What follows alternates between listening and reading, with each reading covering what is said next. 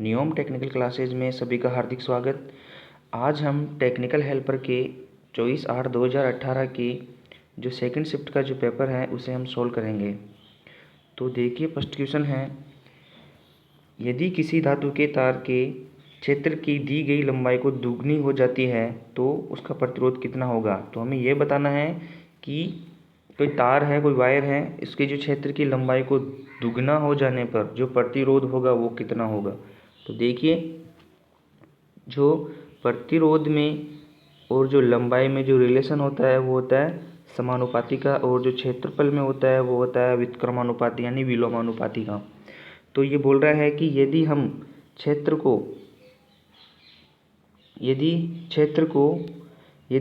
को दुगना कर देते हैं, यदि क्षेत्रफल दुगना हो जाता है तो जो रेजिस्टेंस है वो हो जाएगा 1/2 यानी आधा। तो इसका जो राइट आंसर होगा वो होगा आधा।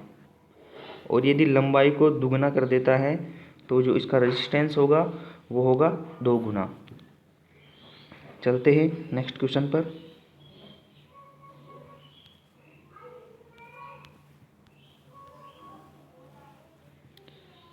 एक चालक में पैदा हुई ऊष्मा किसके वर्ग के समानुपाती होती है। तो एक चालक में जो हीट उत्पन्न होती है वो किसके वर्ग के समानुपाती होती है। तो यह हमें बताता है जूल का नियम। तो जूल का जो रूल होता है वो होता है H = I² RT/J। तो इसमें बताना है कि जो ऊष्मा, जो हीट उत्पन्न होती है वो किसके वर्ग के समानुपाती होती है, वो होती है I² यानी करंट। तो ये होगी करंट यानी धारा, तो ये होगी करंट के वर्ग के समानुपाती। इसका जो राइट आंसर होगा वो होगा सी। चलते हैं नेक्स्ट क्वेश्चन पर।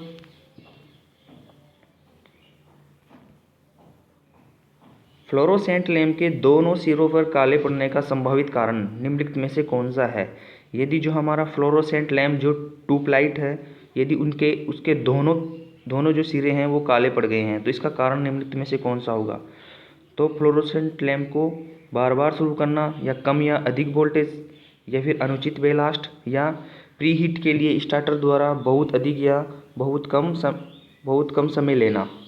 तो जो इसका जो राइट आंसर होगा वो होगा उपरोक्त सभी। यदि हम जब फ्लोरोसेंट को देखते हैं तो यदि उनके दोनों सिरे काले दिखाई देते हैं तो उसका कारण होगा, इन सभी का कारण होगा। चलते हैं नेक्स्ट क्वेश्चन पर चलते हैं।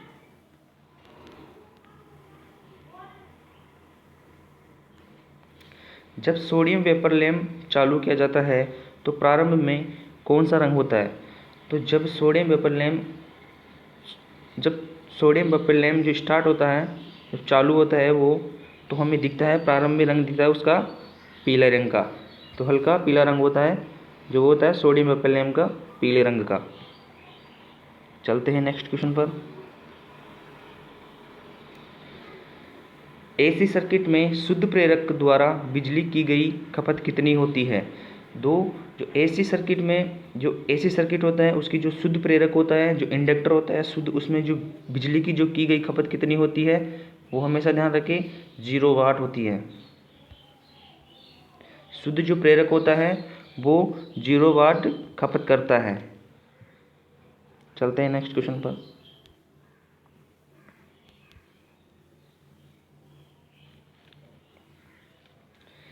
तीन फेज प्रणाली में 3 आपूर्ति लाइनों के लिए निम्नलिखित में से कौन से अक्षर प्रयुक्त किए जाते हैं।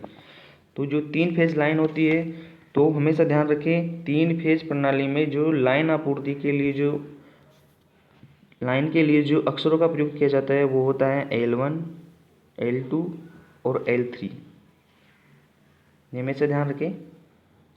और जो थ्री फेज मोटर में जो वाइंडिंग के लिए लिया जाता है वो लिया जाता है U, V और W। और हमेशा ध्यान रखिए जो 3 फेज लाइन में जो फेज के लिए जो लिया जाता है कलर वो लिया जाता है R, Y, B। तो हमें बताना है लाइन के लिए, तो लाइन के लिए लिया जाता है L1, L2, L3। चलते हैं नेक्स्ट क्वेश्चन पर। वाट मीटर में निम्न में से कौन सा प्रभाव प्रयुक्त किया जाता है। तो जो वाट मीटर होता है उसमें कौन सा प्रभाव प्रयुक्त किया जाता है। ये बताना है। तो देखिए ऑप्शन, विद्युत गति के प्रभाव या स्तर विद्युत प्रभाव, रासायनिक प्रभाव, तापीय प्रभाव या इनमें से कोई नहीं। जो वाट मीटर होता है वो कौन से प्रभाव, उसमें कौन सा प्रभाव प्रयुक्त किया जाता है, उसमें किया जाता है गतिक प्रभाव, विद्युतीय इलेक्ट्रिक गतिक प्रभाव। तो चलते हैं नेक्स्ट क्वेश्चन पर।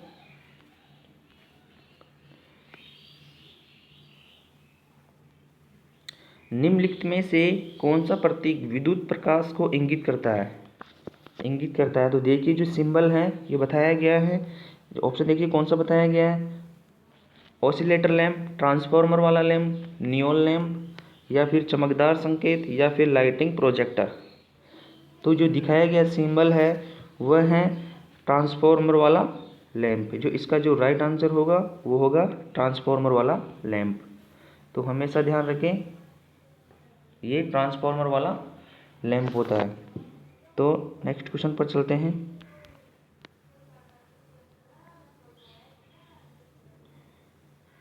अपने साथ जुड़े बदलते हुए फ्लक्स के कारण प्रेरित ईएमएफ पैदा करने वाले कॉइल का गुणधर्म इनमें से क्या है। तो इनमें से क्या है बताना है, कौन सा गुणधर्म है जो बदलते हुए फ्लक्स के कारण ईएमएफ पैदा करने वाले कॉइल का गुणधर्म होता है।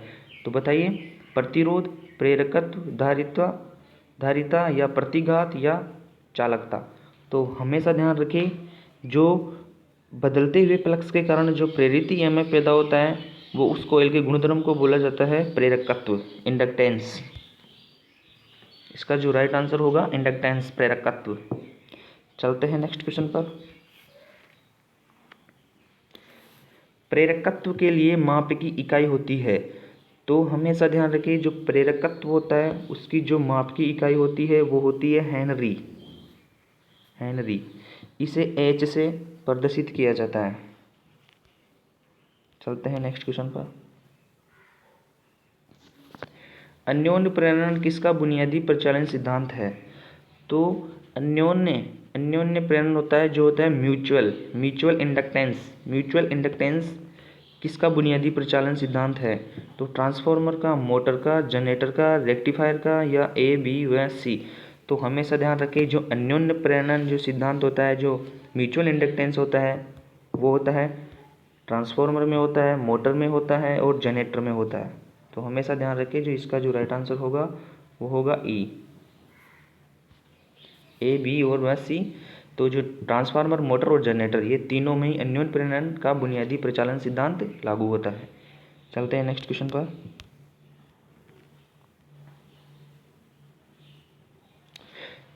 इलेक्ट्रॉनिक्स और टेस्ट सर्किट डिजाइनों के अस्थायी प्रोटोटाइप के लिए निम्नलिखित में से कौन सा सोल्डरलेस डिवाइस है। तो हमें बताना है जो इलेक्ट्रॉनिक्स और टेस्ट सर्किट जो डिजाइनों के लिए अस्थायी रूप से जो प्रोटोटाइप तैयार किए जाते हैं उसके लिए कौन सा सोल्डर डिवाइस है। तो वो होगा लग बोर्ड, प्रिंटेड सर्किट बोर्ड, या ब्रेड बोर्ड, या आईलेट बोर्ड, या टूरेटर बोर्ड। तो जो इसका जो राइट आंसर होगा वो होगा ब्रेड बोर्ड।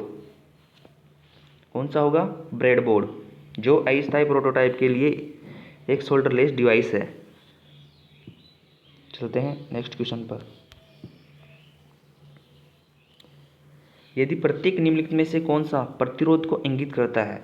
तो ये बताना है कौन सा प्रतीक है जो प्रतिरोध को इंगित करता है।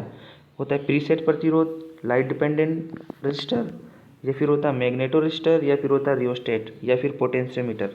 तो हमेशा ध्यान रखिए जो बताया गया जो सिंबल है, जो प्रतीक है वो होगा प्रीसेट रजिस्टर।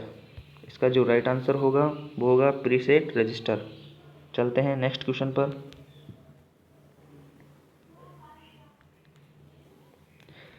निम्नलिखित में से कौन सा डिवाइस एम्पलीफायर के विपरीत है। तो हमें बताना है कौन सा डिवाइस है जो एम्पलीफायर के विपरीत कार्य करता है। अटेन्यूएटर, डिवाइडर, आरएफ जो होता है रेडियो फ्रिक्वेंसी मॉड्यूलेटर, या फ्रिक्वेंसी मल्टीप्लायर, या फ्रिक्वेंसी मिक्सर। तो हमेशा ध्यान रखिए जो एम्पलीफायर के जो विपरीत होता है वो होता है अटेन्यूएटर। चलते हैं नेक्स्ट क्वेश्चन पर। परमाणु संख्या 14 वाले तत्व जो सिलिकॉन के संयोजी इलेक्ट्रॉनों की संख्या कितनी होती है। तो हमें बताने हैं जो परमाणु क्रमांक जो 14 वाले तत्व हैं जो सिलिकॉन के जो संयोजी इलेक्ट्रॉन होते हैं उनकी संख्या बतानी है, कितनी होते हैं। तो जो सिलिकॉन के जो संयोजी इलेक्ट्रॉन होते हैं वो होते हैं 4। सिलिकॉन के जो संयोजी इलेक्ट्रॉन होते हैं वो होते हैं 4। ये 4 ये इंगित करते हैं कि ये जो सिलिकॉन पदार्थ है ये एक अर्धचालक है, सेमीकंडक्टर, अर्धचालक। तो हमेशा ध्यान रखें जो अर्धचालक के जो अंतिम कक्षा में जो इलेक्ट्रॉन होते हैं उनकी संख्या होती है 4। और यदि चालक हो तो चालक के अंतिम कक्षा में जो इलेक्ट्रॉन होते हैं वो होते 1, 2 और 3। और 4 हो जाने पर अर्धचालक, और 4 से अधिक 8 तक होने पर जो होगा पदार्थ वो होगा कुचालक, इंसुलेटर, वो होगा कुचालक। तो इसका जो सिलिकॉन तत्व होता है उसके जो संयोजी इलेक्ट्रॉनों की संख्या होगी वो होगी 4। तो इसका जो राइट आंसर होगा वो होगा बी। चलते हैं नेक्स्ट क्वेश्चन पर। केवीएल किस सिद्धांत पर काम करता है। जो किरचॉफ वोल्टेज जो नियम है, जो किरचॉफ का जो वोल्टता का नियम है वो होता है sigma E plus sigma I R, यानी ड्रॉप इक्वल 0, बराबर 0 हो जाएगा। तो जो केवीएल किस सिद्धांत पर काम करता है, तो हमेशा ध्यान रखिए जो केवीएल का जो किरचॉफ वोल्टेज जो रूल है वो ऊर्जा संरक्षण के सिद्धांत पर काम करता है। हमेशा ध्यान रखिए जो एनर्जी जो संरक्षण होता है उसके नियम पर काम करता है किरचॉफ का वोल्टेज नियम। और जो किरचॉफ का जो करंट लॉ होता है वो आवेश संरक्षण के सिद्धांत पर काम करता है। और जो लेंज का जो जूल का नियम होता है वो भी ऊर्जा संरक्षण के सिद्धांत पर, ऊर्जा संरक्षण के नियम पर काम करता है। तो हमेशा ध्यान रखें तो केवीएल का किस सिद्धांत पर काम करेगा, वो करेगा ऊर्जा संरक्षण के नियम पर। चलते हैं नेक्स्ट क्वेश्चन पर। आरएमएस मान निम्नलिखित में से किस आधार पर परिभाषित किया जाता है। जो रूट मीन स्क्वायर मान होता है वो निम्नलिखित में से किस के आधार पर परिभाषित किया जाता है। तापमान के प्रभाव पर, या आवेश अवतरण के अंतरण के प्रभाव पर, या करंट के प्रभाव पर, या वोल्टेज के प्रभाव पर, या फिर इन सब के प्रभाव पर। तो हमेशा ध्यान रखिए जो आरएमएस का मान जो होता है वह तापमान के प्रभाव पर परिभाषित किया जाता है। तो इसका जो राइट आंसर हो गया है वो हो गया है हीट इफेक्ट, तापमान पर प्रभाव पर। चलते हैं नेक्स्ट क्वेश्चन पर। निम्नलिखित में से कौन सा तत्व गतिशील तत्व कहलाता है। तो जो गतिशील तत्व कहलाते हैं रेजिस्टर कहलाता है, या इंडक्टर कहलाता है, या फिर कैपेसिटर कहलाता है। बी व सी दोनों, ए और बी दोनों। तो ये हमें बताना है जो गतिशील तत्व होते हैं वो होते हैं एल, इंडक्टर और कैपेसिटर। तो जो इसका जो राइट आंसर होगा वो होगा बी। हमेशा ध्यान रखें इंडक्टर गतिशील तत्व होता है और एक होता है कैपेसिटर, ये दोनों ही गतिशील तत्व होते हैं। तो जिसका राइट आंसर होगा बी और वह सी। चलते हैं नेक्स्ट क्वेश्चन पर। प्रतिरोधक ऊर्जा को किस रूप में विलुप्त करता है। जो प्रतिरोध होता है रेजिस्टेंस, वो एनर्जी को किस रूप में विलुप्त करता है। ऊष्मा में, यांत्रिक कार्य में, विद्युत क्षेत्र में, या चुंबक क्षेत्र में। बी और सी दोनों में। तो हमेशा ध्यान रखें जो रजिस्टर होता है, रेजिस्टेंस होता है, वो ऊर्जा को किस रूप में विलुप्त करता है। रेजिस्टेंस हमेशा ऊर्जा को ऊष्मा में विलुप्त करता है। ये होता है जूल के नियम के अनुसार I² R और T। जो R है ये है रजिस्टर, ये प्रतिरोध है, ये ऊर्जा को ये एक हीट के रूप में विलुप्त करता है। चलते हैं नेक्स्ट क्वेश्चन पर।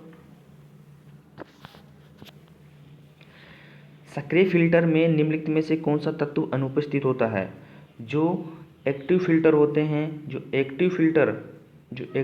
होते हैं उनमें कौन सा तत्व अनुपस्थित होता है। तो ये बताना है कौन सा तत्व अनुपस्थित होता है। तो जो एक्टिव फिल्टर होते हैं उनमें कैपेसिटर भी लगे होते हैं, और आप एम भी लगे हुए होते हैं, ऑपरेशनल एम्पलीफायर भी लगे हुए होते हैं, ए और बी दोनों लगे होते हैं, डी प्रतिरोध लगे हुए होते हैं, इनमें से कोई नहीं।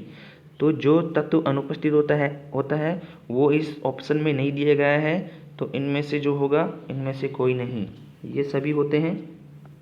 कैपेसिटर उपस्थित होता है, और जो ऑपरेशनल एम्पलीफायर होता है OM, आप एम, वो भी होता है, और ए और बी दोनों होते हैं, और प्रतिरोध भी होता है। तो इसका जो राइट आंसर होगा इनमें से कोई नहीं, इनमें से कोई नहीं, राइट आंसर होगा ई। चलते हैं नेक्स्ट क्वेश्चन पर। विद्युत आवेश के प्रवाह की दर को, जो विद्युत आवेश होता है, जिसके आवेश की जो प्रवाह होता है उसकी दर को बताना क्या बोला जाता है।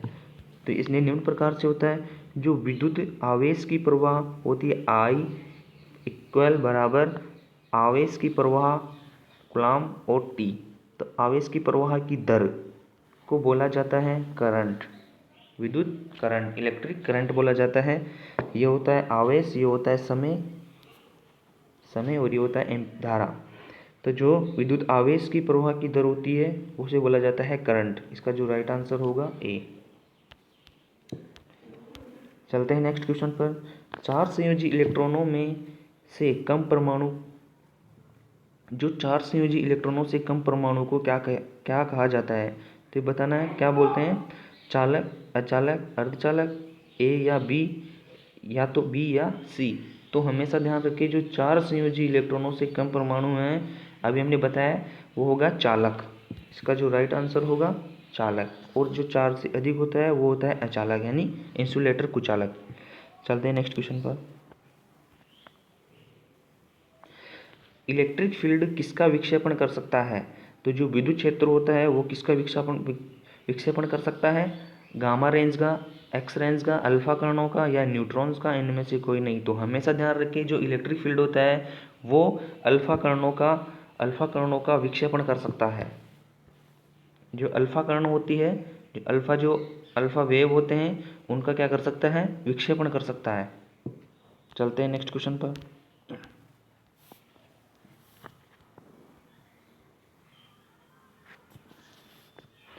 निम्न पदार्थों में से किसकी उच्चतम विद्युत सुचालकता होती है। तो सबसे जो कंडक्टिविटी होती है वो किसकी सर्वोच्चतम हाई होती है, ये बताना है। तो इस्पात की या एल्यूमिनियम की, तांबा की, चांदी की व सोना की। तो हमेशा ध्यान रखिए, जो उच्च चालकता होती है वो होती है चांदी की, चांदी के बाद होती है तांबे की, तांबे के बाद होती है सोने की, सोने के बाद होती है एल्यूमिनियम की। और इसी प्रकार से जो लोहा होता है, लोहे की होती है 8वें नंबर पर आता है लोहा, और इस्पात के दोनों बराबर लगभग होती है। तो हमेशा ध्यान रखें, जो उच्चतम विद्युत चालकता होगी वो होगी चांदी की। और ऐसे भी पूछा जाता है कि तीसरे सबसे उच्चतम विद्युत सुचालकता होती है, तो तीसरे सबसे उच्चतम जो विद्युत सुचालकता होगी वो होगी सोने की। चलते हैं नेक्स्ट क्वेश्चन पर।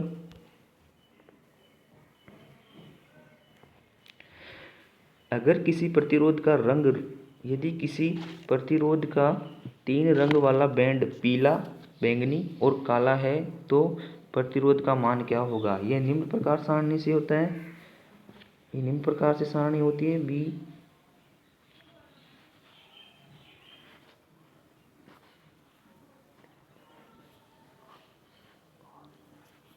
तो जो ब्लैक का मान होता है उसमें 0 होता है, ब्राउन का मान 1 होता है, रेड का मान 2 होता है, ऑरेंज का मान 3 होता है, येलो का मान 4 होता है, ग्रीन का मान 5 होता है, ब्लू का मान 6 होता है, वोलेंट का मान 7 होता है, ग्रे का मान 8 होता है और वाइट का मान 9 होता है। तो जो हमें बताना है वो होता है ना, प्रतिरोध के 3 रंग वाले बैंड में पहला है येलो, पीला। ऑप्शन में देखना है, पहले तो 4 होगा, फिर उसके बाद बैंगनी, वोयलेंट, ये दोनों के योग के बराबर होता है, 2 बैंड पहले जुड़ती हैं तो 47।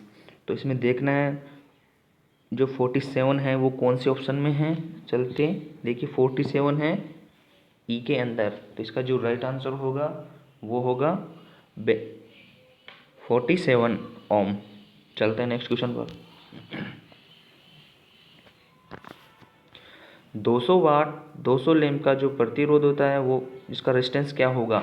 200 वाट का एक लैंप है, उसका वोल्टेज रेंज है, वोल्टेज जो उसकी सप्लाई वोल्टेज है वो है 200 वोल्ट पर निर्धारित किया गया है। तो उसका रेजिस्टेंस पता लगाइए। तो रेजिस्टेंस हम निम्न प्रकार से निकाल सकते हैं, आर बराबर V² अपॉन P।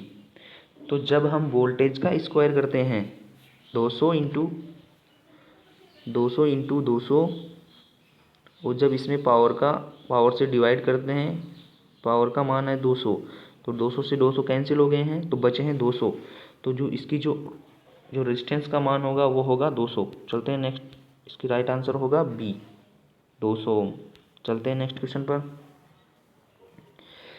यदि किसी कैपेसिटर में 20 वोल्ट पर 0.3 कूलम्ब का चार्ज वहन करता है तो इसकी धारिता होगी। तो हमेशा ध्यान रखें, जो धारिता होगी वो होगी C। इसे C से डिनोट किया जाता है, C इक्वल बराबर Q अपॉन V। C बराबर Q अपॉन V होता है। Q होता है चार्ज, आवेश का मान 0.320 से डिवाइड करने पर ये होगा, देखिए 0.00 फिर 0 फिर 0 फिर 200 से 00 से 00 कैंसिल, और फिर 2 से 2 को 3 को 2 से मल्टीप्लाई भाग देने पर डिवाइड करने पर तो जो इसका मान होगा 1। तो देखिए इसमें ऑप्शन में कौन सा दिख रहा है, एक सेकंड देखिए दोबारा से, 0.0 फिर 0, इसमें एक 0 ही कैंसिल हो जाएगा तो इसमें जो होगा 0.01। अब देखिए 0.01 कौन से ऑप्शन में है, ये एक प्रकार से स्मार्ट वर्क है। इसे हम ऑप्शन का जो टर्म देख और ऑप्शन से देख सकते हैं, पहले पूरा सोल्व ना करके उसे ऑप्शन से ही पता लगाया जा सकता है कौन से ऑप्शन में आ रहा है, तो इससे टाइम की बचत होगी। तो देखिए इसमें जो राइट आंसर होगा वो होगा 0.015 फेरड। इसकी जो धारिता होगी, धारिता हमेशा फेरड में व्यक्त की जाती है। चलते हैं नेक्स्ट क्वेश्चन पर। यदि एक संधारित्र पर 484 N के रूप में चिह्नित किया गया है तो इसका जो मूल्य होता है वो कितना होगा। तो देखिए किसी संधारित्र पर 484 लिखा हुआ है, तो इसका मतलब होता है कि देखिए जो फर्स्ट संख्या होती है वो 48 होती है, उसके बाद में जो 4 होते हैं उसे 4 0 से 0 से डिनोट किया जाता है, 1 2 3 4। तो देखिए कौन से ऑप्शन में 48 4 0 0 0, तो इसका जो राइट आंसर होगा वो होगा ए। चलते हैं नेक्स्ट क्वेश्चन पर। कोड के अनुसार दिए गए रंग के तारों में से किसका प्रयोग अर्थ कनेक्शन करने के लिए सुझाव दिया जाता है। जो ISI जो कोड होता है, ISI जो कोड होता है उसके जो तारों का रंग, कौन सा रंग है जो अर्थ कनेक्शन के लिए कौन सा प्रयोग किया जाता है। अर्थ मतलब अर्थ के लिए जो भूसंपर्कन के लिए जो प्रयोग किया जाता है वो होता है अर्थिंग के लिए। हमेशा ध्यान रखें, हरे रंग के तारों का जो अर्थ कनेक्शन प्रयोग किया जाता है हरे रंग का, और न्यूट्रल के लिए जो किया जाता है वो किया जाता है काले रंग का। तो हमेशा ध्यान रखें, जो अर्थ कनेक्शन का जो रंग होता है वायर का वो होता है हरे रंग का। चलते हैं नेक्स्ट क्वेश्चन पर।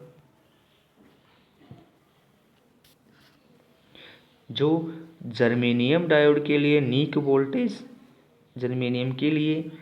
वोल्टेज होता है वो कितना होता है। अब देखिए एक होता है जर्मेनियम, एक होता है सिलिकॉन। तो जर्मेनियम के लिए होता है 0.3 वोल्ट, और सिलिकॉन के लिए होता है 0.7 वोल्ट। तो हमेशा ध्यान रखें, जो इसका जो राइट आंसर होगा, जो जर्मेनियम के लिए डायोड के लिए नी वोल्टेज होगा वो होगा 0.3 वोल्ट। एक पूछा जाता है सिलिकॉन के लिए, तो सिलिकॉन के लिए होगा 0.7। चलते हैं नेक्स्ट क्वेश्चन पर। शॉर्ट सर्किट की दशा में किसी सर्किट में कितना करंट प्रभावित होता है। तो बताना है, यदि सर्किट शॉर्ट सर्किट है तो करंट प्रभावित होगा तो शून्य होगा, बहुत कम होगा, अपरिमित होगा, या तो ए होगा या बी, या तो ए या फिर सी। तो हमेशा ध्यान रखिए, जो शॉर्ट सर्किट की दशा में सर्किट में कितना करंट प्रवाहित होगा। यदि जब सर्किट शॉर्ट सर्किट हो जाता है तो उसका जो रेजिस्टेंस है वो हो जाता है शून्य, और रेजिस्टेंस शून्य हो जाने पर धारा का मान हो जाता है इन्फिनाइट, यानी अपरिमित हो जाता है, अनंत हो जाता है। इसका जो राइट आंसर होगा वो होगा सी। चलते हैं नेक्स्ट क्वेश्चन पर।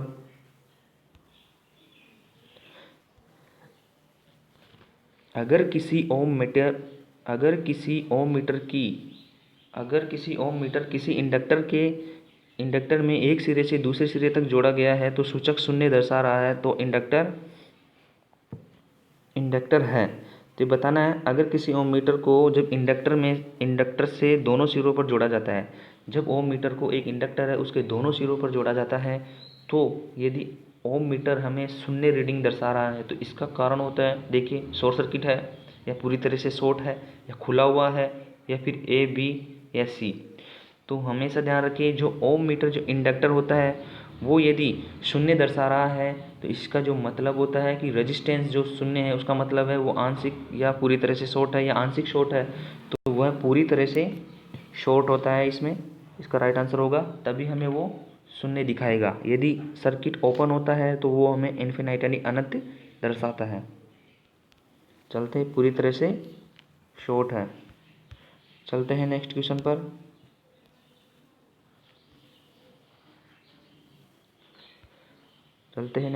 देखिए, अगर किसी, चलो ये तो हो गया,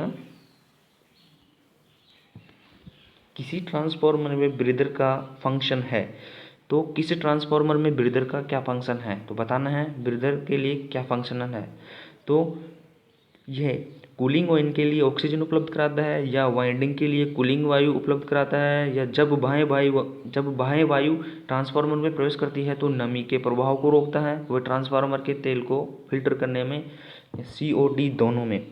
तो किसी ट्रांसफार्मर में ब्रीदर का जो फंक्शन होता है वो होता है, जब बाह्य वायु ट्रांसफार्मर में प्रवेश करती है तब नमी के प्रभाव को रोकने में काम किया जाता है, जो ब्रीदर का जो फंक्शन होता है। इसमें जो सिलिका जेली भरी जाती है वो नमी के प्रभाव को रोकने के लिए भरी जाती है, तो वो भरी जाती है ब्रीदर के अंदर। तो हमेशा ध्यान रखें, जो वायु में से नमी को सोखने के लिए ब्रीदर के अंदर सिलिका जेली भरी जाती है, तो ये एक ब्रीदर का फंक्शन है। चलते हैं नेक्स्ट क्वेश्चन पर। किसी ट्रांसफार्मर पर पूर्ण लोड पर कॉपर क्षति, यदि किसी ट्रांसफार्मर पर पूर्ण लोड पर कॉपर क्षति 600 वाट है तो इसके जो आधे लोड पर कॉपर क्षति कितनी होगी। तो हमें बताना है कि जो हाफ लोड होता है उस पर जो कॉपर क्षति होगी वो कितनी होगी। तो ये होती है लोड, एक बार देख लीजिए, लोड का स्क्वायर इनटू कॉपर लॉस। तो जो होगा हमें बताना है आधे लोड पर इंटू 600, तो ये कितना हो गया है, स्क्वायर करने पर ये हो जाएगा 1/4, स्क्वायर करने पर होगा 1/4 इंटू 600। अब 600 को 4 से डिवाइड करेंगे तो हमें प्राप्त होगा 150, 150 वाट। तो हमेशा ध्यान रखिए, किसी ट्रांसफार्मर पर पूर्ण लोड कॉपर क्षति 600 वाट है तो उसके जो आधे लोड पर कॉपर क्षति होगी वो होगी 150 वाट। तो और यदि हमें ऐसे पूछा जाए कि आधे लोड पर 600 वाट है तो पूर्ण लोड पर कॉपर क्षति कितनी होगी, तो उसे निम्न प्रकार से याद किया जा सकता है, जैसे 1/, लोड का स्क्वायर इनटू कॉपर क्षति। चलते हैं नेक्स्ट क्वेश्चन पर। निम्नलिखित में से किस में एक ब्रिटानिया टी जॉइंट का प्रयोग किया जाता है। तो निम्नलिखित में से एक का जो ब्रिटानिया टी जॉइंट होता है उसका प्रयोग किया जाता है ओवरहेड लाइनों में, अंडरग्राउंड केबलों में, कंड्यूट वायरिंग में, पावर वायरिंग में, या इन सभी में। तो हमेशा ध्यान रखें, जो ब्रिटानिया टी जॉइंट का जो प्रयोग किया जाता है वो किया जाता है ओवरहेड लाइनों में। चलते हैं नेक्स्ट क्वेश्चन पर। निम्नलिखित में से एक स्केलर मात्रक है, एक स्केलर मात्रक बताना है, निम्नलिखित में से कौन सा है जो अदिश है, स्केलर है, अदिश मात्रक है। तो इलेक्ट्रिक फील्ड तीव्रता, इलेक्ट्रिक विस्थापन, विद्युत विभव, बल व इलेक्ट्रिक करंट। तो हमेशा ध्यान रखें, जो स्केलर मात्रक होता है, स्केलर जो मात्रक होगा वो होगा इलेक्ट्रिक विभव। तो निम्नलिखित में से एक स्केलर मात्रक है, इलेक्ट्रिक फील्ड होगा या कौन सा होगा? तो हमेशा ध्यान रखिए जो विद्युत विभवी स्केलर मात्रक होगा, स्केलर मात्रा होगा विद्युत विभव। चलते हैं नेक्स्ट क्वेश्चन पर। निम्नलिखित में से किसे घटाने के लिए किसी ट्रांसफार्मर के कोर को लेमिनेटेड किया जाता है? तो हमेशा ध्यान रखें किसी ट्रांसफार्मर के किसी कोर को लेमिनेटेड किया जाता है। तो कौन से प्रभाव को घटाने के लिए लेमिनेटेड किया जाता है? एडी करंट प्रभाव को या फिर हिस्टैरिसीस क्षति को, कॉपर क्षति को, आयरन क्षति को, इनमें से कोई नहीं। तो हमेशा जो ट्रांसफार्मर की कोर होती है उसको जो लेमिनेटेड बनाया जाता है वो एडी करंट क्षति को कम करने यानी घटाने के लिए किया जाता है। चलते हैं नेक्स्ट क्वेश्चन पर।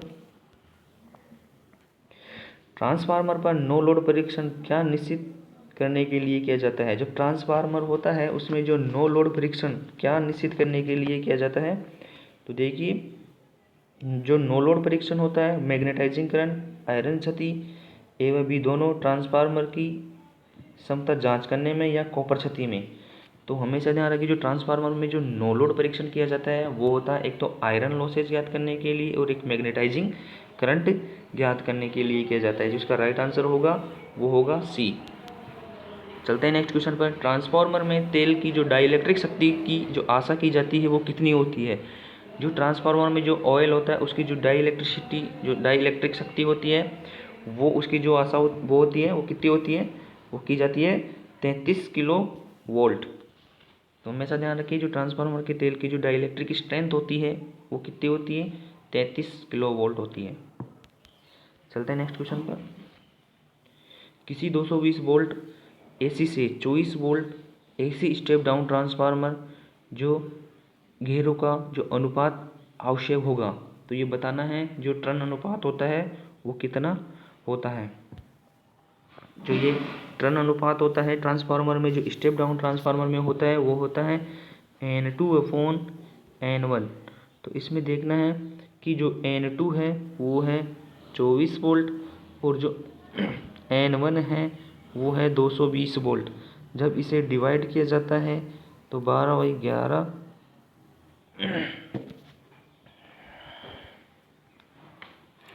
इसका जो राइट आंसर होगा पॉइंट, एक बार देख लीजिए, 0.1। इसमें देखिए ऑप्शन में 0.1 कौन से ऑप्शन में है और उसके आगे जो शो नहीं करना है हम ऑप्शन से ही देख लेते हैं। इसका जो राइट आंसर होगा वो होगा डी 0.1। पॉइंट लगाते ही शून्य हो जाएगा, 120 में 110 का भाग आसानी से एक बार जाएगा तो 0.1। चलते हैं नेक्स्ट क्वेश्चन। एक ट्रांजिस्टर में डिफ्लेक्शन परतों की संख्या होती है। जो एक ट्रांजिस्टर होता है उसमें जो डिफ्लेक्शन परत होते हैं इनमें डिफ्लेक्शन परतों की संख्या होती है 2। इसका जो राइट आंसर होगा 2 होगा। ये इस प्रकार से होता है, देखिए जैसे पी एन और पी, ये इधर बेस होगा, ये इसका जो एमीटर होगा, ये इसका जो कलेक्टर होगा। तो देखिए जो पी एन पी जो ट्रांजिस्टर है जिसमें एक तो होता है डिफ्लेक्शन लेयर, यहाँ पर दोनों पर पी और एन यहाँ पर जुड़ती है, एक पी और एन एक यहाँ पर जुड़ती है। तो जो डिफ्लेक्शन लेयर का निर्माण कर लेती है वो कर लेती है एक डिफ्लेक्शन, ये दूसरी परत। तो हमेशा ध्यान रखिए एक व दो डिफ्लेक्शन परतें होती हैं। चलते हैं नेक्स्ट क्वेश्चन पर। किसी 3 फेज 6 पोल 50 hertz slip ring induction motor में जो रोटेटिंग मैग्नेटिक फील्ड होता है उसकी गति पर घूर्णन करता है।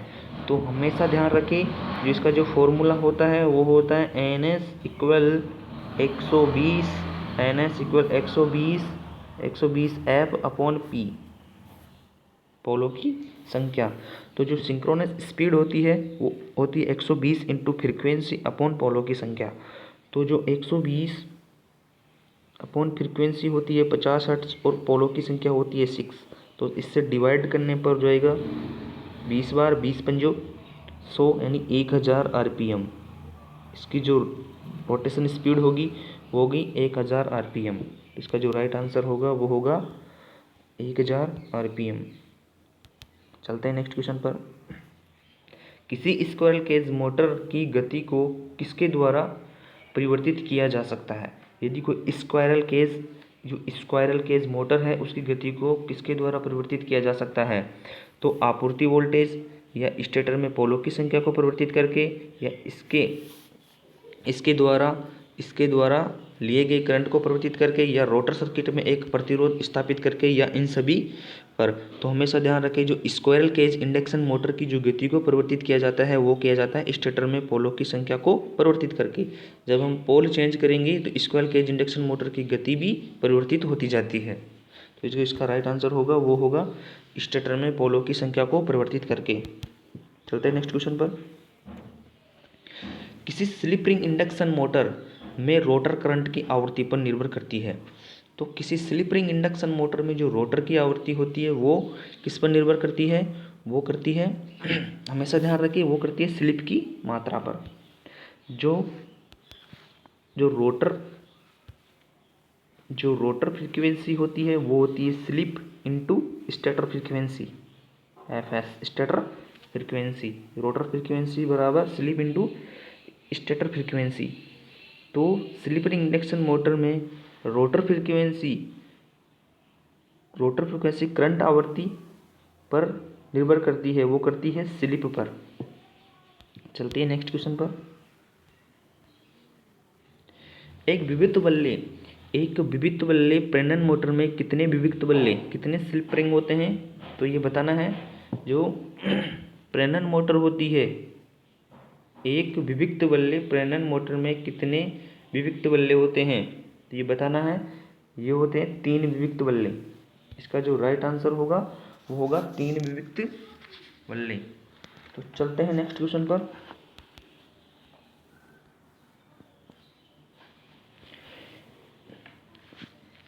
एसी सर्वो मोटर मूल रूप से क्या है? एसी सर्वो मोटर मूल रूप से क्या है? हिस्टैरिसीस मोटर, समकालिक motor, DC shunt motor, 2 phase प्रेरण मोटर, या डीसी संयुक्त मोटर। तो हमेशा ध्यान रखें जो एसी की जो दो फेज जो प्रेरण मोटर होती है उसे हम एसी सर्वो मोटर बोला जाता है। तो इसका राइट आंसर होगा डी। चलते हैं नेक्स्ट क्वेश्चन पर। चुंबकीय स्टार्टर ध्रुवों की संख्या किससे प्रदर्शित करती है, किसे संदर्भित करती है? चुंबकीय स्टार्टर में ध्रुवों की संख्या किसे संदर्भित करती है? शक्ति लोड संपर्कों की संख्या, नियंत्रित संपर्कों की संख्या, उत्तर ध्रुव की संख्या, या दक्षिण ध्रुवों की संख्या, या इन सभी की। तो हमेशा ध्यान रखें जो चुंबकीय स्टार्टर होता है उसमें ध्रुवों की संख्या वो करती है नियंत्रण संपर्कों की संख्या, जो होता है कंट्रोल कॉन्टैक्टों की संख्या के। इसका जो राइट आंसर होगा बी होगा। चलते हैं नेक्स्ट क्वेश्चन पर।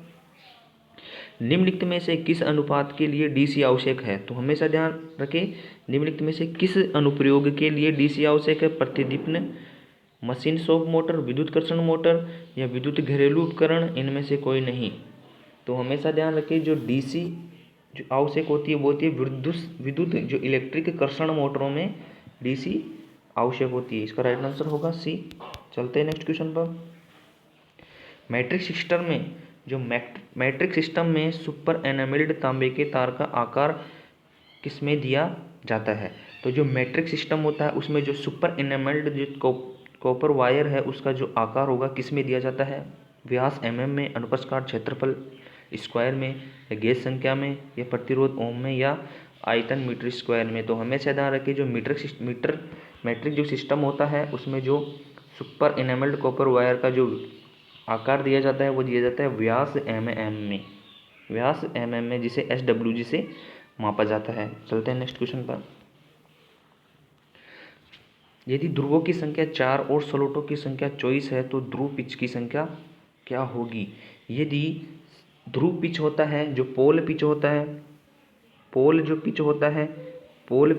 वो होता है स्लॉट पर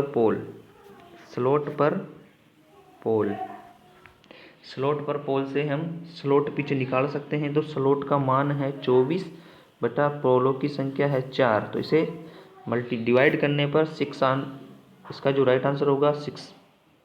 इसमें राइट आंसर हो गया 6, तो इसका जो राइट आंसर है वो है 6 स्लॉट। चलते हैं नेक्स्ट क्वेश्चन पर। यदि एक संधारित्र प्रकार की पंखे की मोटर में कुंडलन की कुल संख्या 16 है तो प्रत्येक समूह में कुंडलन की संख्या क्या होगी? तो हमेशा ध्यान रखें जो एक एक संधारित्र प्रकार की जो मोटर है, जो सिंगल फेज की जो कैपेसिटर स्टार्ट मोटर है, उसमें जो कुंडल में कुल 16 संख्या है, तो प्रत्येक समूह में कुंडलों की कुल संख्या होगी। तो ये निम्न प्रकार से होता है।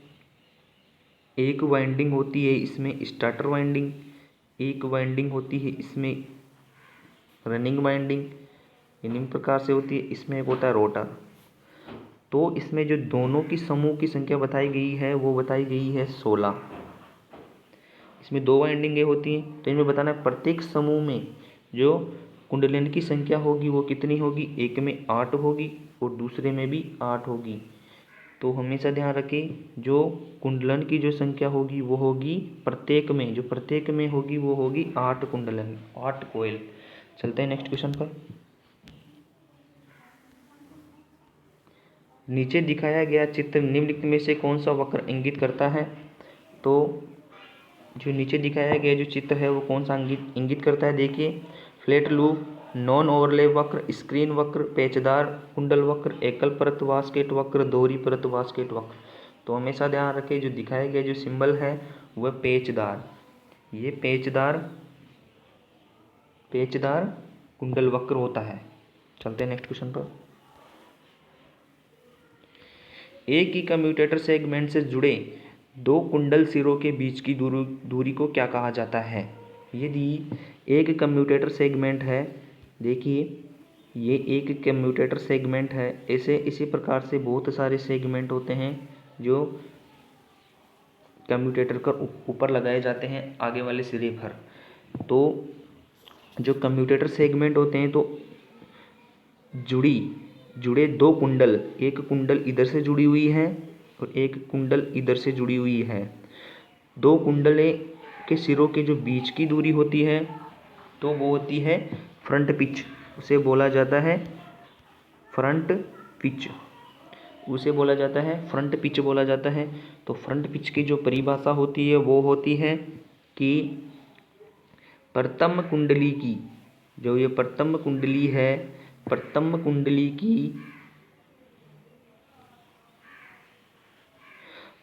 कुंडली की सेकंड भुजा, सेकंड साइड और सेकंड कुंडली की प्रथम साइड के जो बीच की दूरी होती है उसे बोला जाता है फ्रंट पिच।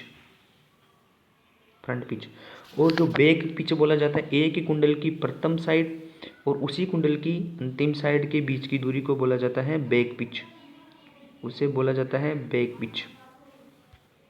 चलते हैं नेक्स्ट क्वेश्चन पर। इसका जो राइट आंसर होगा, एक ही कम्यूटेटर पर जुड़ी 2 कुंडलन की सिरों के बीच की दूरी होती है वो होती है फ्रंट पिच। इसका जो राइट आंसर होगा बी होगा। चलते हैं नेक्स्ट क्वेश्चन पर। यदि वक्र में कुंडलन का समूह होता है तो एक ही केंद्र होता है, तो उस वक्र को क्या कहते हैं। यदि कोई वक्र कुंडल के जो समूह में है एक ही केंद्र है तो उसे बोलेंगे केंद्रित वक्र। कोई कुंडलन समूह है इसी प्रकार से कुंडलन समूह है जिसमें एक ही केंद्र है, एक ही केंद्र वक्र है, तो हम उसे बोलेंगे केंद्रित वक्र। चलते हैं नेक्स्ट क्वेश्चन पर। इसका राइट आंसर होगा बी। चलते हैं नेक्स्ट क्वेश्चन पर। एक 3 फेज वाइंडिंग में फेज के बीच वक्र फेज विस्थापन होनी चाहिए। जो 3 फेज वाइंडिंग होती है तो टोटल जो फेज कोण होता है टोटल 360 का होता है। उसमें 3 फेज के लिए 120 डिग्री का अंतर होता है। प्रत्येक के लिए, तीनों फेजों के लिए 120, आर के लिए 120, आर वाई के लिए 120, वी के लिए आर वाई बी के लिए 120 डिग्री का होता है। तो 3 फेज वाइंडिंग में फेज के बीच जो फेज विस्थापन होता है वो होता है 120 डिग्री। तो हमेशा ध्यान रखें 120 डिग्री का। चलते हैं नेक्स्ट क्वेश्चन पर।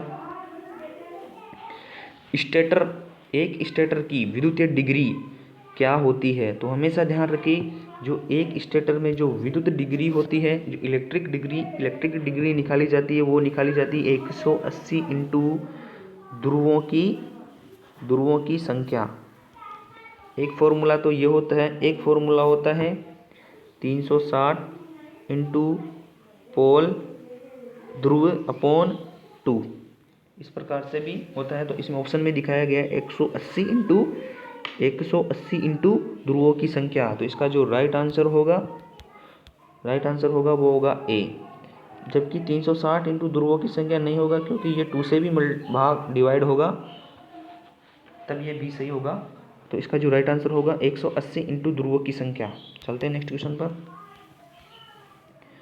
हाफ वेव जो संशोधक किसकी आवश्यकता होती है? जो हाफ वेव जो रेक्टिफायर होता है, संशोधक यानी रेक्टिफायर होता है, उसकी जो आवश्यकता होती है वो होती है एक ब्रिज निर्माण में 4 डायोड की, या ब्रिज निर्माण में धातु शोधक की, या 2 डायोड की, या 1 डायोड की, या ब्रिज निर्माण में 4 प्रतिरोधकों की। तो हमेशा ध्यान रखें, जो हाफ वेव जो रेक्टिफायर होता है उसमें जो डायोड की संख्या होती है वो होती है एक डायोड जुड़ा हुआ होता है। हाफ वेव रेक्टिफायर में एक डायोड जुड़ा हुआ होता है। और जो इसकी जो चलते हैं, इसमें जो होगा राइट आंसर होगा एक डायोड। इसमें जो जुड़ा हुआ था एक डायोड। और जो इसकी जो एफिशिएंसी होती है हाफ वेव रेक्टिफायर की वो होती है 41.6%। और एक होता है सेंटर टेप रेक्टिफायर, एक होता है ब्रिज रेक्टिफायर। तो हमेशा ध्यान रखिए, जो सेंटर टेप रेक्टिफायर होता है उसकी जो एफिशिएंसी होती है 81.2% होती है। जबकि जो ब्रिज रेक्टिफायर होता है उसकी एफिशिएंसी होती है 81.2%। और जो हाफ वेव जो ये निम्न प्रकार से होता है, एक तो होता है हाफ वेव होता है एक तो। चलते हैं नेक्स्ट क्वेश्चन पर। इसका जो राइट आंसर होगा वो होगा एक डायोड। निम्नलिखित में से कौन सा उपकरण एसी पावर को डीसी पावर में परिवर्तित करता है? अल्टरनेटर, जनित्र, संशोधक, ट्रांसफार्मर या ट्रांजिस्टर?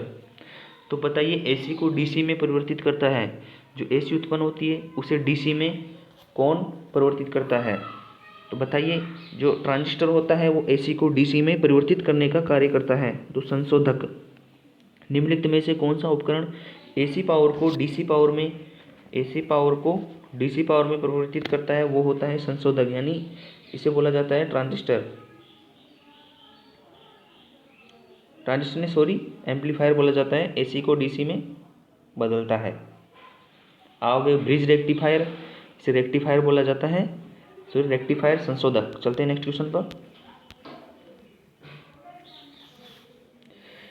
डीसी जनरेटर में कम्यूटेटर की सफाई के लिए निम्नलिखित में से कौन सा द्रव उपयोग किया जाता है? जो डीसी जनरेटर की जो कम्यूटेटर की जो सफाई के लिए कौन सा द्रव उपयोग किया जाता है? आयोडीन, कार्बन टेट्राक्लोराइड, तेल के साथ मिश्रित पेट्रोल, या केरोसिन, या उपरोक्त सभी?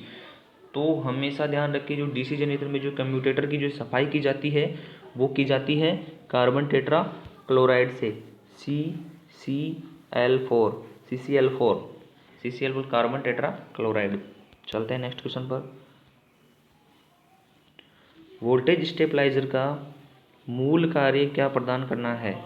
जो वोल्टेज स्टेबलाइजर का मूल कार्य क्या प्रदान करना होता है? वोल्टेज को स्थिर शक्ति की आपूर्ति, वोल्टेज को निरंतर आपूर्ति, या लोड को स्थिर विद्युत ऊर्जा की आपूर्ति, लोड को स्थिर वोल्टेज की आपूर्ति? इनमें से कोई नहीं। तो हमेशा ध्यान रखें, जो वोल्टेज स्टेबलाइजर प्रयोग किया जाता है वो किया जाता है वोल्टेज को स्थिर वोल्टेज की आपूर्ति देता है। जो स्टेबलाइजर होता है वो टेलीविजनों पर लगाया जाता है, जो होता है स्थिर वोल्टेज की आपूर्ति देता है, लोड को स्थिर वोल्टेज की आपूर्ति देता है। चलते हैं नेक्स्ट क्वेश्चन पर। यदि एक साइन वेव के एसी का जो मैक्सिमम मान है वो है 10 वोल्ट, तो उसका जो आरएमएस मान होता है वो कितना होगा? देखिए, जो एसी वोल्टेज का जो अधिकतम मान होता है वो होता है 10 वोल्ट, वो होता है 10 वोल्टेज, अधिकतम मान 10 वोल्ट है। तो उसका जो आरएमएस मान होगा वो होगा मैक्सिमम वोल्टेज का, इस प्रकार से होता है। देखिए, मैक्सिमम वोल्टेज का 1.707 से मल्टीप्लाई करने पर हमें जो आरएमएस मान प्राप्त हो जाएगा मैक्सिमम का वो होगा 7.7 7.707। इसका जो राइट आंसर होगा 7.070। इसका बी राइट आंसर होगा 700। चलते हैं नेक्स्ट क्वेश्चन पर। वार्ड लियोनार्ड नियंत्रण मूल रूप से एक नियंत्रक विधि है। क्षेत्र प्रतिरोध विधि, आर्मेचर प्रतिरोध विधि, आर्मेचर वोल्टेज, फील्ड डायवर्टर या इनमें से कोई नहीं।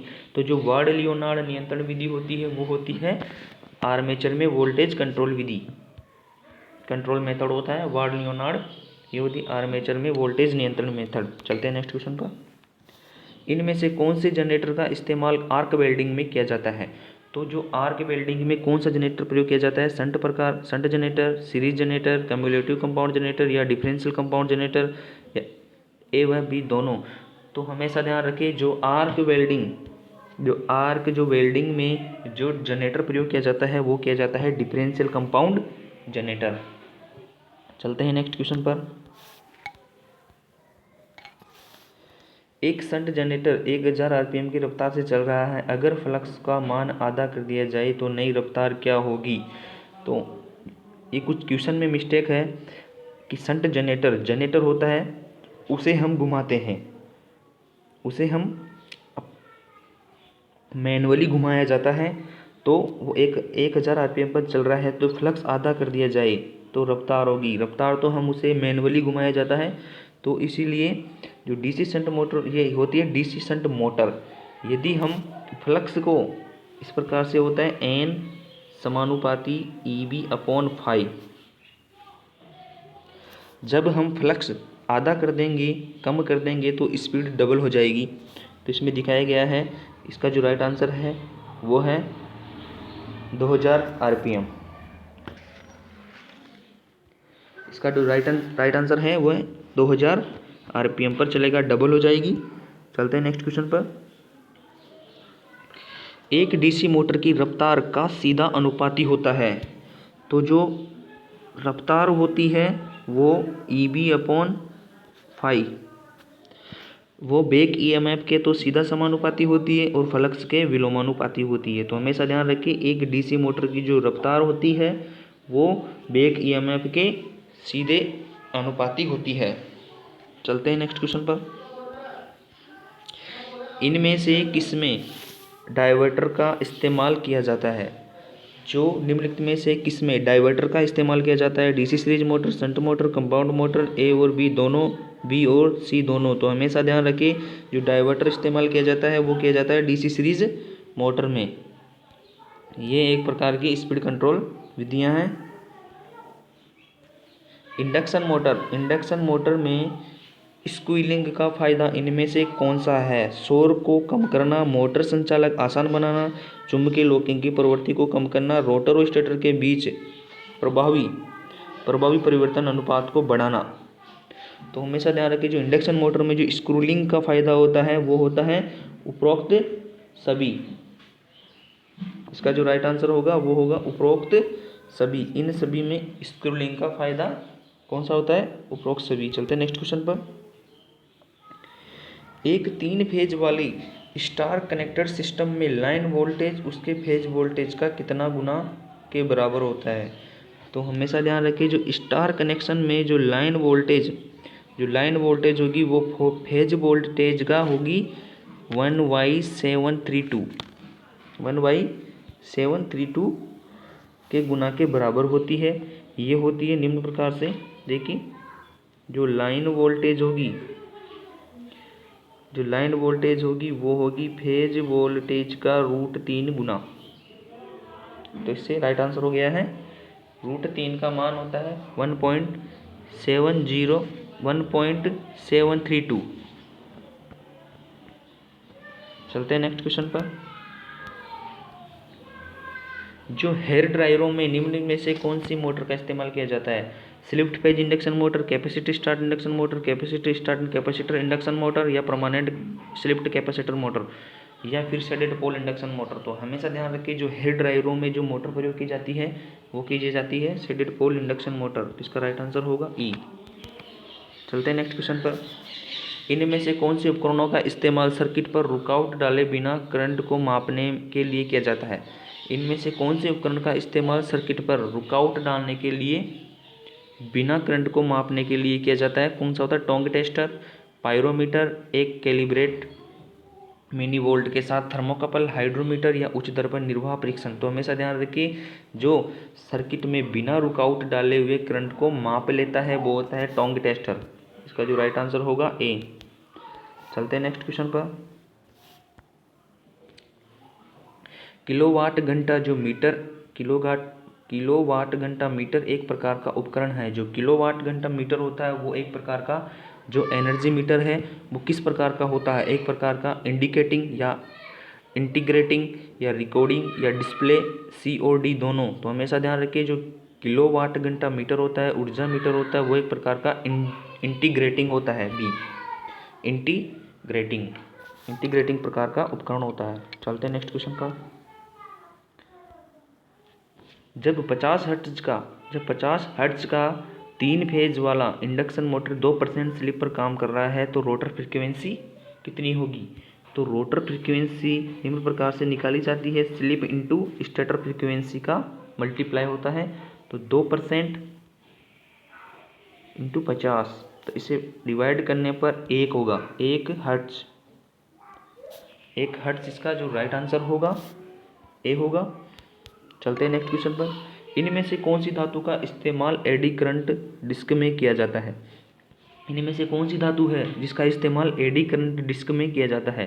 तो एडी करंट डिस्क में किया जाता है एल्यूमिनियम का, फास्फोरस ब्रांच का, लोहे का, चांदी का, या तो सी या डी।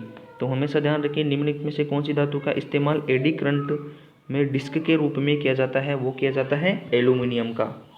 इसमें जो एल्यूमिनियम की एक डिस्क होती है, ये एक शाफ्ट से जुड़ी हुई होती है, उसके अंदर क्या होता है, एक छेद कर दिए जाते हैं, तो ये एडी करंट डिस्क के रूप में प्रयोग किया जाता है। एक एल्यूमिनियम की छिद्रनुमा डिस्क होती है। चलते हैं नेक्स्ट क्वेश्चन पर। इनमें से किस प्रकार के भार में शून्य पावर फैक्टर होता है? तो कौन से प्रकार के भार में शून्य पावर फैक्टर होगा? तो शुद्ध संधारित्र भार, शुद्ध प्रेरित भार, या ए और बी दोनों, या केवल प्रतिरोधी भार, ए और डी दोनों। तो हमेशा ध्यान रखें, किस प्रकार के भार में जो लोड का पावर फैक्टर होगा वो शून्य होगा, वो होगा शुद्ध कैपेसिटर और शुद्ध कैपेसिटर और शुद्ध प्रेरकता भार में क्या होगा, शून्य होगा। और केवल प्रतिरोधी भार में क्या होता है, इकाई होता है। तो हमें ध्यान रखें, हमें बताना है शून्य पावर फैक्टर होगा, तो इसका जो राइट आंसर होगा वो होगा ए और बी है दोनों। चलते हैं नेक्स्ट क्वेश्चन पर। निम्नलिखित में से कौन से मोटर का फेज विस्थापन 60 डिग्री पर होता है? तो हमें बताना है कि जो निम्नलिखित में से कौन सा मोटर है जो फेज विस्थापन 60 डिग्री का होता है? तो शिफ्ट फेज प्रेरण मोटर, 3 फेज प्रेरण मोटर, 2 फेज प्रेरण मोटर, सिंगल फेज रिलप्शन मोटर, या 6 फेज प्रेरण मोटर। तो निम्नलिखित में से कौन सा मोटर का फेज विस्थापन 60 डिग्री होता है? वो होता है 6 फेज मोटर का। चलते हैं नेक्स्ट क्वेश्चन पर।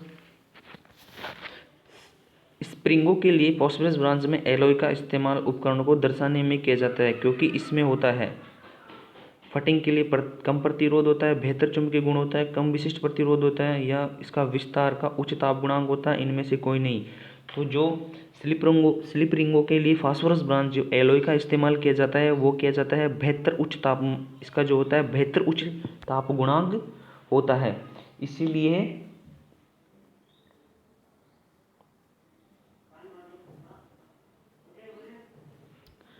सॉरी दोबारा देखिए ऑप्शन। जो स्प्रिंग के लिए फास्फोरस ब्रांच में जो एलॉय का जो इस्तेमाल किया जाता है वो उपकरण को दर्शाने के लिए किया जाता है, क्योंकि इसमें होता है फटिंग के लिए कम प्रतिरोध, बेहतर चुंबकीय गुण, या कम विशिष्ट प्रतिरोध। इसका जो होता है वो क्या होता है, जो फास्फोरस ब्रांच का कम विशिष्ट प्रतिरोध होता है, कम विशिष्ट प्रतिरोध होता है। जो ताप गुणांक उच्च होता है वो होता है उच्च विशिष्ट प्रतिरोध वाले पदार्थों का। तो हमें बताना है जो स्लिप रिंग के लिए जो फास्फोरस ब्रांच के लिए इस्तेमाल किया जाता है वो होता है उसका कम विशिष्ट प्रतिरोध होता है। इसका जो राइट आंसर होगा कम विशिष्ट प्रतिरोध। चलते हैं नेक्स्ट क्वेश्चन पर। सापेक्ष विद्युतशीलता के द्वारा, जो सापेक्ष विद्युतशीलता किस ब्रिज के द्वारा मापी जाती है? तो जो सापेक्ष विद्युतशीलता किस ब्रिज के द्वारा मापी जाती है? व्हीटस्टोन ब्रिज, एंडरसन ब्रिज, या डी सॉल्ट ब्रिज, या शेरिंग ब्रिज, या केल्विन ब्रिज? तो जो होगी सापेक्ष विद्युतशीलता मापी जाती है वो मापी जाती है शेरिंग ब्रिज से। शेरिंग ब्रिज से सापेक्ष विद्युतशीलता किससे मापी जाती है? शेरिंग ब्रिज से, ध्यान रखें। चलते हैं नेक्स्ट क्वेश्चन पर। मुख्य रूप से मानवीय गलतियों के कारण होने वाली त्रुटि है। इसका ऑप्शन देखिए, सकल त्रुटि, उपकरण संबंधी त्रुटि, प्रेक्षेपणीय त्रुटि, या सिस्टमेटिक त्रुटि, या पर्यावरणीय त्रुटि? तो मुख्य रूप से जो मानवीय गलतियों के कारण जो त्रुटि होती है उसे बोला जाता है सकल त्रुटियां। चलते हैं नेक्स्ट क्वेश्चन पर। लेड एसिड बैटरी की स्थिति क्या है अगर हाइड्रोमीटर का विशिष्ट गुरुत्व पटन 1.22 दिखाता है? तो जो इसका जो राइट आंसर होगा देखिए, फुल चार्ज, 60% चार्ज, तुरंत चार्ज करें, या फिर 40% चार्ज, या डिस्चार्ज हो गया है। यदि लेड एसिड बैटरी का जो हाइड्रोमीटर हमें दिखा रहा है पटन 1.22 दिखा रहा है, तो इसका मतलब होता है कि वह 60% ही चार्ज है। चलते हैं नेक्स्ट क्वेश्चन पर। वह विद्युत चुंबक डिवाइस जिसका इस्तेमाल किसी आर्मेचर में ग्राउंडेड, शॉर्टेड व ओपन कॉइल का पता लगाने के लिए किया जाता है, वो होता है देखिए एक्सटर्नल ग्राउंडर, इंटरनल ग्राउंडर, या फिर मेगर, या मल्टीमीटर, या हाइड्रोमीटर? तो बताना है कौन सा विद्युत चुंबकीय डिवाइस है जिसका इस्तेमाल आर्मेचर, ग्राउंडेड, शॉर्टेड और ओपन कॉइल का पता लगाने के लिए किया जाता है। तो वो होता है इंटरनल ग्राउलर। इसका जो राइट आंसर होगा वो होगा बी, इंटरनल ग्राउलर। चलते हैं नेक्स्ट क्वेश्चन पर। ताप युग्म का उपयोग करते हुए वोल्ट मीटर का मापन करता है। तो ताप युग्म का उपयोग करते हुए जो वोल्ट मीटर किसका मापन करता है? शिखर मान का, आरएमएस मान का, औसत मान का, या शिखर से शिखर तक मान का, सी व डी दोनों? तो जो ताप युग्म होता है वह वोल्ट मीटर किसका मापन करता है? आरएमएस मान का। तो हमेशा ध्यान रखिए, जो एसी पर जो उपकरण प्रयुक्त होते हैं वो आरएमएस मान को इंगित करते हैं, और जो डीसी के जो उपकरण होते हैं वो औसत मान को इंगित बताते हैं। चलते हैं नेक्स्ट क्वेश्चन पर। वोल्ट मीटर के अंशांकन के लिए प्रयोग किया जाता है। वोल्ट मीटर के अंशांकन के लिए एमीटर, विभवमापी, आवर्ती मापी, आवर्ती जनित्र, या साइक्लोट्रॉन? तो हमेशा ध्यान रखिए, वोल्ट मीटर के जो आंशिक मापन के लिए किया जाता है विभवमापी। विभवमापी का प्रयोग किया जाता है। वोल्ट मीटर के अंशांकन के लिए विभवमापी का उपयोग किया जाता है। चलते हैं नेक्स्ट क्वेश्चन पर। फ्यूजिंग कारक को के बीच में अनुपात के रूप में परिभाषित किया जाता है। अधिकतम फ्यूजिंग विद्युत धारा और रेटेड वोल्टेज का नियत, या? तो हमेशा ध्यान रखिए, जो फ्यूजिंग कारक होता है, जो फ्यूजिंग फैक्टर होता है वो होता है न्यूनतम फ्यूजिंग करंट बटा रेटेड नियत वोल्टता।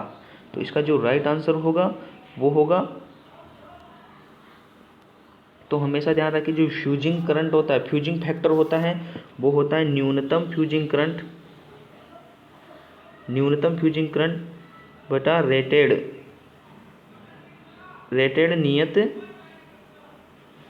नियत वोल्टता। तो इसका जो राइट आंसर होगा डी, न्यूनतम फ्यूजिंग करंट बटा रेटेड नियत वोल्टता। ये क्या होता है? फ्यूजिंग कारक होता है। इसका जो राइट आंसर होगा डी होगा। चलते हैं नेक्स्ट क्वेश्चन पर। 0 से 100 वोल्ट मीटर में 100 मापक भाग है। यदि उन्हें आधा भाग तक पढ़ा जा सकता है तो वोल्ट मीटर वियोजित को ज्ञात कीजिए। यदि 0 से लेकर 100 वोल्ट मीटर, उसमें 100 मापक भाग है, तो एक भाग 1 वोल्ट का है, तो हमें बताना है जिनमें आधे भाग तक पढ़ा जा सकता है। तो हम पढ़ सकते हैं आधे भाग तक, किसे पढ़ सकते हैं? उसे पढ़ सकते हैं 0.5 वोल्ट को आधे भाग तक हम पढ़ सकते हैं। चलते हैं नेक्स्ट क्वेश्चन पर। शैथिल्य हानि पर निर्भर करती है। जो शैथिल्य हानियाँ होती हैं पदार्थ के आयतन पर, पदार्थ के वर्ग पर, आवृत्ति पर, अभिवाह फ्लक्स घनत्व पर, या इन सभी पर? तो हमेशा ध्यान रखें, जो शैथिल्य हानियाँ होती है वो होती है किस पर निर्भर करती है? पदार्थ के आयतन पर, पदार्थ के वर्ग पर, आवृत्ति पर, अभिवाह फ्लक्स घनत्व पर, या इन सभी पर। तो जो इसका जो राइट आंसर होगा वो होगा इन सभी पर ही से तिल्य हानियाँ निर्भर करती है। पदार्थ के आयतन पर करती है, पदार्थ के वर्ग पर करती है, आवृत्ति पर करती है और अभिवाह फ्लक्स पर करती है। चलते हैं नेक्स्ट क्वेश्चन पर। यदि एक डीसी मशीन में कुंडलियों की 72 संख्या का उपयोग किया जाता है और 2 दिक् परिवर्तक खंडों की आवश्यक संख्या है, तो बताना है कि एक डीसी मशीन में कुंडलियों की संख्या 72 संख्या का उपयोग होता है तो दिक् परिवर्तक में खंडों की संख्या भी 72 होगी। इसका जो राइट आंसर है वो होगी 72।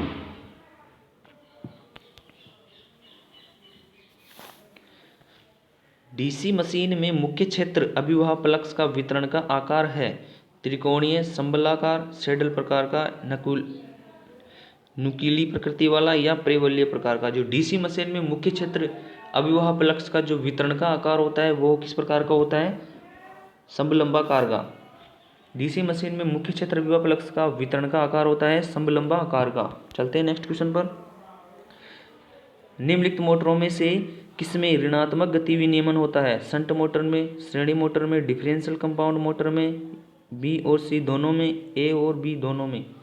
तो हमेशा ध्यान रखें जो निम्नलिखित मोटरों में से कौन सा किसमें ऋणात्मक गति, जो ऋणात्मक स्पीड, ऋणात्मक जो स्पीड जो विनिमय होता है, रेगुलेशन ऋणात्मक होता है, वो होता है डीसी श्रेणी मोटर में।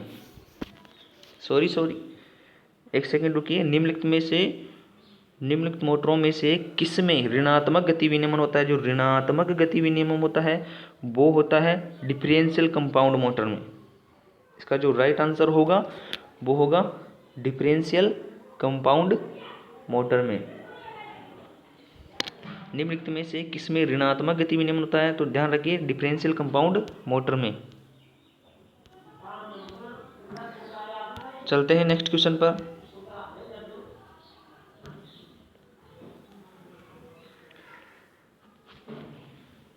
निम्नलिखित में से क्या मशीन की घूर्णी हानि का प्रतिनिधित्व करता है? तो निम्नलिखित में से क्या मशीन की घूर्णी हानियों को प्रतिनिधित्व करता है? कौन करता है घूर्णी हानियों को प्रतिनिधित्व? चलते हैं। भंवरधारा हानि, सेतिल्य हानियाँ, घर्षण और वायु घर्षण हानियाँ, घूमने वाली स्ट्रे हानियाँ, इनमें से कोई नहीं। तो निम्नलिखित में से मशीन की घूर्णी हानियाँ प्रतिनिधित्व करता है वो करता है घर्षण और वायु घर्षण हानियाँ। तो हमेशा ध्यान रखिए जो मशीन की जो घूर्णी हानियाँ होती है उसका प्रतिनिधित्व करता है घर्षण हानियाँ और वायु घर्षण हानियाँ। चलते हैं नेक्स्ट क्वेश्चन पर। पूर्ण भार स्थिति के तहत निम्नलिखित में से कौन से परीक्षण किए जाते हैं? जो पूर्ण भार परीक्षण होते हैं उसके लिए कौन से परीक्षण किए जाते हैं ये हम पहले पढ़ चुके हैं। जो पूर्ण भार परीक्षण के लिए हॉपकिंस परीक्षण, स्यूनबर्न परीक्षण, शपनर परीक्षण, ए और बी दोनों, ए और सी दोनों। तो जो पूर्ण भार परीक्षण होता है वो एक परीक्षण होता है हॉपकिंस परीक्षण, एक होता है शपनर परीक्षण, एक होता है स्यूनबर्न परीक्षण। तो इनमें से जो हॉपकिंस परीक्षण और शपनर परीक्षण होते हैं वो होते हैं हॉपकिंस और शपनर। इसमें जो राइट आंसर होगा दोनों होगा। पूर्ण भार स्थिति के तहत निम्न में से कौन से परीक्षण किए जाते हैं? हॉपकिंस और शपनर दोनों ही पूर्ण भार स्थिति के लिए परीक्षण किए जाते हैं। तो इसका जो राइट आंसर होगा वो होगा ई, हॉपकिंस परीक्षण और शपनर परीक्षण। और नो लोड की स्थिति में किया जाता है स्यूनबर्न परीक्षण। चलते हैं नेक्स्ट क्वेश्चन पर।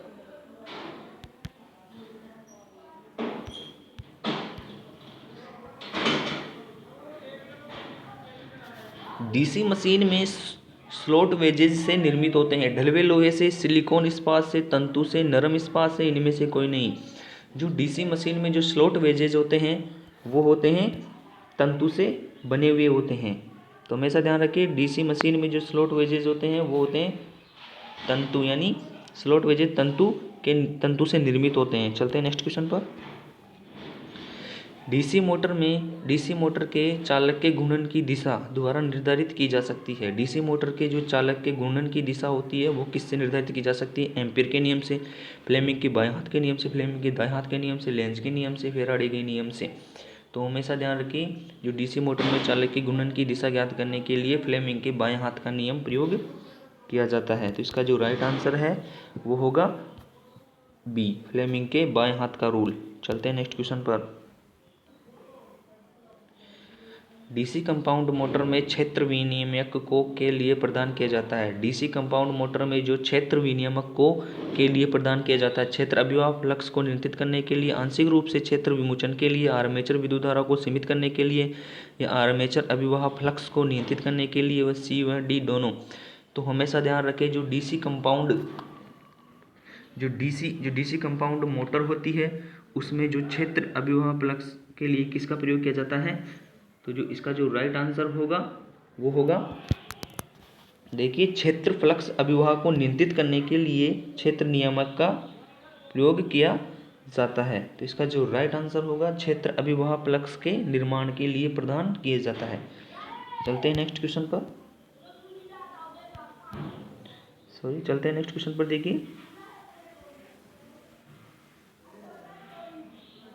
एक सेकेंड रुकिए। चलते हैं नेक्स्ट क्वेश्चन पर।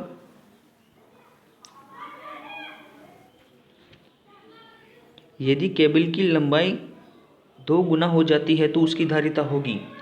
यदि किसी केबल की लंबाई दुगुना हो जाती है तो उसकी धारिता होगी 2 गुनी हो जाएगी, उसकी धारिता भी 2 गुनी हो जाएगी। यदि हम केबल की लंबाई को 2 गुना हो जाती है तो उसकी जो धारिता होगी वो भी 2 गुना होगी। चलते हैं नेक्स्ट क्वेश्चन पर। फोटोकॉपी मशीन में कार्यरत करती है। फोटोकॉपी मशीन पर कार्य करती है स्थैतिक प्रभाव पर, चुंबकीय प्रभाव पर, पेल्टियर प्रभाव पर, विद्युत धारा के उसमें प्रभाव पर, सीबेक प्रभाव पर। तो हमेशा ध्यान रखें, जो फोटोकॉपी मशीन होती है वो स्थैतिक स्तर विद्युत प्रभाव पर काम करती है। कौन से प्रभाव पर काम करती है? स्तर विद्युत प्रभाव पर। जो फोटोकॉपी मशीन होती है वो स्तर विद्युत प्रभाव पर कार्य करती है। चलते हैं नेक्स्ट क्वेश्चन पर।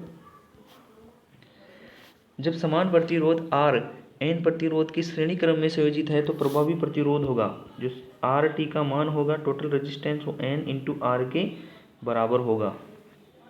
तो हमेशा ध्यान रखें, जो श्रेणी के लिए होगा n इंटू R। इसका जो राइट आंसर होगा n इंटू R। चलते हैं नेक्स्ट क्वेश्चन पर। निम्नलिखित में से कौन सा उपकरण डीसी को पारित होने की अनुमति नहीं देता है?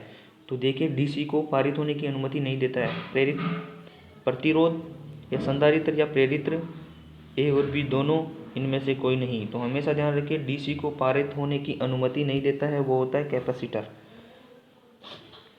जो डीसी को पारित होने की अनुमति नहीं देता है वो होता है डीसी संधारित्र होता है, वो डीसी को पारित होने की अनुमति नहीं देता है। चलते हैं नेक्स्ट क्वेश्चन पर। एसी जनित्र का एक भाग जो कुंडली के बाएं परिपथ तक विद्युत धारा को पारित करता है वह है। तो एसी जनित्र का कौन सा भाग है जो कुंडली से बाएं परिपथ तक विद्युत धारा को पारित करता है? ऑप्शन देखिए, क्षेत्र चुंबक, विभक्त बल्ले, सर्पिल बल्ले, आर्मेचर या ब्रूस। तो हमेशा ध्यान रखिए, जो एसी जनित्र होता है उसके जो कुंडली के बाएं परिपथ होता है तो ये एसी जनित्र है। तो इसके जो टर्मिनल बाहर निकले हुए होते हैं वो पारित करता है, वो करता है ब्रूस। वो लेते हैं ब्रूसों से बाहर निकाले जाते हैं टर्मिनल, वो पारित करता है। इसका राइट आंसर हो गया है डी, ब्रूस होगा। चलते हैं नेक्स्ट क्वेश्चन पर। भंवर धारा का निम्नलिखित में से कौन सा उपयोग है? जो एडी करंट का प्रयोग किया जाता है उपरोक्त में से किसका है? तो विद्युत चुंबक ब्रेक के लिए, मर्त स्पंद धारा मापी के लिए, गति मापक के लिए, प्रेरण मोटर के लिए, या इन सभी में। तो जो भंवर धारा मापी का जो प्रयोग किया जाता है, जो एडी करंट का जो उपयोग किया जाता है वो किया जाता है विद्युत चुंबक ब्रेक, मृत स्पंद धारा मापी, गति मापक, प्रेरण मोटर, ये उपरोक्त सभी में ही किया जाता है। चलते हैं आज के अंतिम क्वेश्चन पर।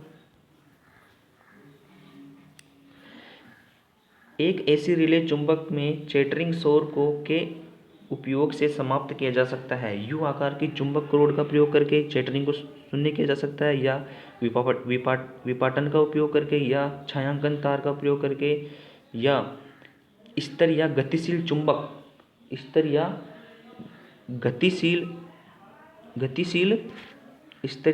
चुंबक विलंबन का प्रयोग करके, ए और बी दोनों। तो हमेशा ध्यान रखिए, जो एसी रिले चुंबक में चेटर जो शोर किया जाता है का उपयोग समाप्त करने के लिए किसका उपयोग किया जाता है? जो एसी में जो चैटरिंग की आवाज़ आती है उसे समाप्त करने के लिए ये होती है छायांकन तार, शेडेड रिंग का प्रयोग किया जाता है। तो जो आज के जो अंतिम 100 क्वेश्चन थे वो कंप्लीट हो गए हैं। इसी प्रकार से कल हम 24/8/2018 के जो थर्ड शिफ्ट के जो 1 से लेकर 100 क्वेश्चन हैं उनको सोल्व करेंगे। तो धन्यवाद। जय हिंद, जय भारत।